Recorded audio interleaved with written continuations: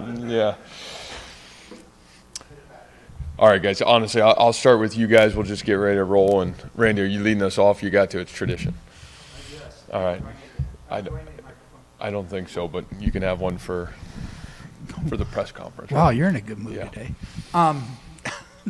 So far. Going back over the last 5 games, does Iowa do something, take care of the ball better than most opponents that you play, or is it the Iowa State not doing a good enough job to try to get takeaways? Yeah, I think that's obviously been a glaring statistic, and when you look at our games that we played, and really if you look at our success in general or our failures in general, I think taking care of the football and creating takeaways, it's been a key to success. And, you hear me talk so many times about winning in the margins. And, I think that, especially when games are highly contested and, man, the score is close, it's that fundamental that seems to be glaring when you talk about a win or a loss. And, I think when you look back at this game in the last 5 games, you're right on. I mean, that statistic certainly is not in our favor, and I think it's been debilitating at times for us. From an offensive perspective of giving the ball away, and credit to them for taking it away, and our inability to get takeaways, those have hurt us at times and have not allowed us to be our best. In your mind, in your estimation, has that been the difference in some of those games? Because the last 3 or 4 have certainly gone down to one play. Yeah, I don't know if that's been the difference, but that's certainly, I think, and again, not even just in this football game. I think if you just look at our success and failure, that has been a critical component. It's our ability to try to win the turnover margin has been huge over the course of our 6 years. I think from year one, it's been our talking point of what gives us a chance that has nothing to do with talent to have success, and it's that fundamental. So, yes, I think that certainly plays a big key in the game, and it has played a big key in our success or failure. This game last year was the first time Hunter had taken snaps in a competitive game. And I know after the game you said it was just as much about getting Brock a breather as anything. But when you think back, what had you seen from Hunter that made you feel comfortable putting him in a pretty high stakes, high leverage situation? Well, I think, again, you look back at Hunter's growth and development. I think, you look back to his true freshman year, the COVID year, and man, towards the end of the season, got in some games. I think the Kansas State game, the Kansas game, and really played well. And I thought he carried that momentum into certainly last fall and his growth. And, it's Randy had asked the question, I think maybe even after the game on Saturday, is, man, why do you trust Hunter? And, you just have diligently watched him continue to grow. And, the quarterback position's always hard because there's only one guy that can go out there and play. And, I think Hunter was continuing to make great strides through last football season. So you felt really comfortable that, man, you had 2 guys that could play at really high level for your football team. And, I think that was, what Hunter even brought us in that game was a spark and kind of, man, steadied the ship for us during that football game. But, Hunter's one of those guys. He's just consistently growing, and that part is what I really like about him. He told us after the game he kind of spent all last week waiting for the butterflies to come, and they never did. I mean, when you hear that, or what does that tell you about him? Well, I think that says his preparation. We talk, especially a first game, and I think you'll get it again this game, a young team, and you're on the road in a hostile environment, rivalry game, and it's like, man, what stimulates you not to having your most success or playing to your full potential? It's either your ego, man, I think I'm really good, so my process isn't great throughout the week, or it's fear, right? And fear, once you get to the game and you said, man, I wish I would have done more. And the one thing about Hunter is you never see either of those. You see him diligently working at his craft. So when he's ready to play, I think he's very confident about his, what he's supposed to do, his reads, where he needs to go with the ball. And then I think the other thing is Hunter's extremely coachable. There's never been a sense of ego and entitlement from how he carries himself, his time, his energy, his work ethic, as good as we've had, and it's really fun to have. And again, I think, so much pride in what he does and how he goes about his process is huge for him. It's not very often that we go into a game where you could throw out the punter as being perhaps the best player on the field for both teams. What do you guys have to do to mitigate the impact that he can make on the football game?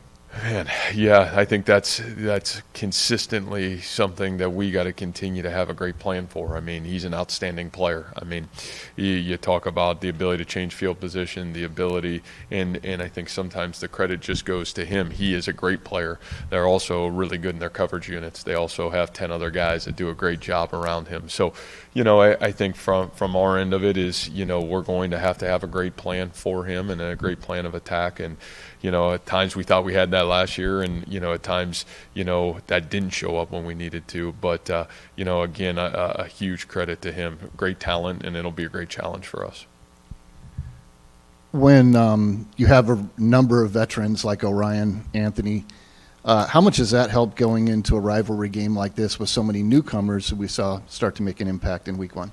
Well, I think every obstacle that comes in your way, when you have somebody that's gone through the obstacle or understands the obstacle in front of them, the more that understand it and that can give them knowledge and feedback, I think the better you're going to have clarity of what you're getting into. And, we're fortunate to have that good mix. I think every position group's got that, everybody in our program. And, I think we've recruited really well in this, in this area to understand what this game means to the schools and the communities and obviously that aspect of it. But then to have guys that have played in it, guys that have been in the fire, have seen, plays that have been successful, have seen plays that have not been successful, and it's like, man, how do we continue to grow forward? You lean on veteran leadership. So I think it is huge to have those guys in our program. And Jake Remsburg, Cartevius Norton, anybody else, how are they looking? Yeah, I still think Jake is, an option right now for this game. I think we'll see what Tuesday and Wednesday look like. He'll be on the practice field, so I think that's a huge positive. Will he play? It'll be, I think I can answer that question on Thursday. And, Cartevius, I would say, is doubtful. I don't know if we'll even get him to practice this week, so I'd say right now as we go into the week, he'll be doubtful. Yeah, I think his injury is just a leg injury. I don't think it's anything extended. My hope is that, it's 1 to 2 weeks is what we would have him out for. When you look at the snap counts at one of the guard spots, Darryl didn't play as many as the rest of the starters, and then Zach Ross played a little more than some of the backups. What are you looking at there? Is that like an open competition now? No, I don't see that. We have great faith in Darryl. I think the biggest thing for us is, Darryl was even last season, played through some injuries, really trying to get him back to full tilt. And Zach Ross has had a great offseason. I mean, he's been phenomenal. And so, I think for us, just trying to be able to keep our guys fresh and create some rotation. But, boy, I don't think we could have any more trust in Darryl Simmons and what he's done for us. And, again, I think it's a little bit of a positive for us. Man, Zach's had such a great offseason, had a great camp, and, the ability to keep some of those guys fresh in the interior of our offensive line. And then it's safety with Travion, with Malik. What's their status going in? And then after you looked at you rotated a lot of guys through at safety. How did all those guys kind of grade out in that opener? Well, every one of those guys graded out, which was huge, and I think that tells you, I know we are really excited about that young group there. And, for Trey not to play, who, Travion was probably the guy that maybe had as good a camp as anybody.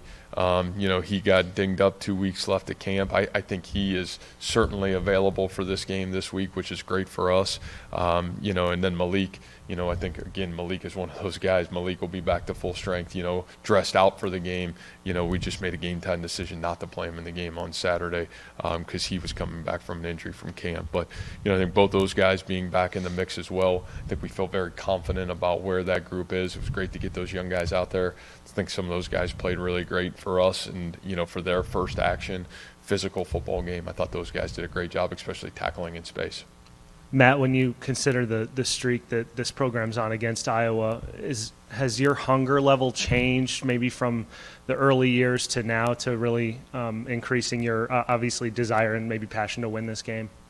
No, because I think we have the same passion for every game we try to play. I mean, at the end of the day, we've tried to win every single game we played here. And, I think for us, we understand, obviously, this is a great rivalry. It's great for our state. It's great for the communities, the alumni of both schools. And, man, it's a great game. And we're playing a team that certainly, not only just as a team, but as a program, has had great success. So, from our end, you love playing in these games. You love being a part of it. You love coaching in it. And, what a great challenge to see where we are as a 2022 football team. And, it'll be a great challenge, obviously, playing on the road in their environment. And then the other thing I wanted to ask is just your impression on Iowa's offense and maybe how you stack up against them. Yeah, I think it's so hard to tell. They had so many guys out, last week, some great receivers that have been great players for them.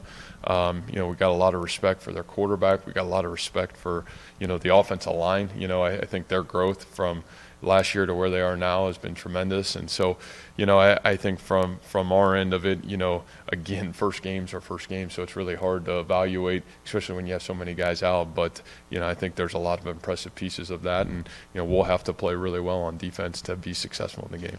Has there been anything particularly difficult about playing at Kinnick Stadium in your time here? Because I think that in your 2 games, you guys haven't even scored a touchdown there yet. Yeah, well, good. That's a good stat to know. I think from our end, obviously it's a uniquely challenging place just because it's a great environment. I think very similar to what we have here. Again, it says about the loyalty of the fan bases in this state. Great environment to play in because, man, they love their team, and it's, I think, very the same thing you get when you come to Jack Trice Stadium. Can you talk a little bit about and describe the connection between Hunter and Xavier Hutchinson, especially with how much is on the line for this game? I don't, their connection, I think, is huge. And I think from my end of it, whether it's the game, not the game, I think it's every day in practice. What I love about those two elite competitors. And again, I go back to some questions about both of those guys' characters. What makes both of those guys special is who you got to see on Saturday and who you've seen from Xavier for the last 2 years. They're the same guy on Tuesday, Wednesday, and Thursday practice. And so, when some of your best and most talented players are the hardest workers and the guys that consistently come to work to perfect their craft, I think those things are really positive for a football program and a football team. And, obviously, if our team wants to continue to grow and have success, we'll need both of those guys to be their very best. Are you worried that Xavier is going to have stronger coverage, and what are you going to do? Yeah, I don't know. I think from our end, we'll expect a really talented defense. So, you're going to get in our efficiency across the board, whether it's at receiver, quarterback, offensive line. We'll certainly have to be improved and continue to improve it, but another great challenge for us. Yeah, you mentioned how much this game means to the fan bases and the communities. But in your opinion, what makes this rivalry so special? Yeah, well, I think it goes back to the question about the fan bases. I think, for me, one of the great joys of being in this state now going on our 7th year is, the energy and the commitment and the excitement in the fan bases in the communities. It makes it really special. And, you see and you watch our teams travel to bowl games. You watch, the stadiums each Saturday when each team plays at home. I think there's a great loyalty and a great sense of pride. And those things are great. That's what makes games like this special, no matter what the sport, what the season, what the stadium or what the environment. They show up and they care and they're passionate, and that part makes it really special to be certainly here, but also makes it really special to be involved with a game like this. I guess we haven't talked about Jirel, but what was it about him you liked on the film once you saw? Randy, I thought just how he ran. I thought he was electric at times on Saturday, and I just felt his efficiency in the running game. I thought all of his runs were extremely efficient. I thought there was great power, there was great vision. Jirel's at his best when he's got the ability to make one cut and get vertical, and really did some great things throughout the game that way. But I really thought he was efficient, no wasted runs, and really did a great job. And then his blocking and pass catching, all really positive throughout the football game. As I said on, before the season started, a complete tailback, and he looked like it on Saturday. You mentioned on Saturday, historically, you guys have not played great football. I can't remember exactly what you said in September. Yeah. When you look at the 5 games against Iowa, when you evaluate it, do you feel like you guys are not playing great football in those games, or is it just not winning that particular game, or how do you look at that? Well, I think, as a collective whole, we've evaluated ourselves over the course of the last couple of years. And, I think part of our program, the initial part is, man, we wanted to believe we can be successful here at Iowa State, and I think we figured that out. Then we wanted to figure out, man, how do you get to November and play for a championship here, and I think we've been able to figure that out.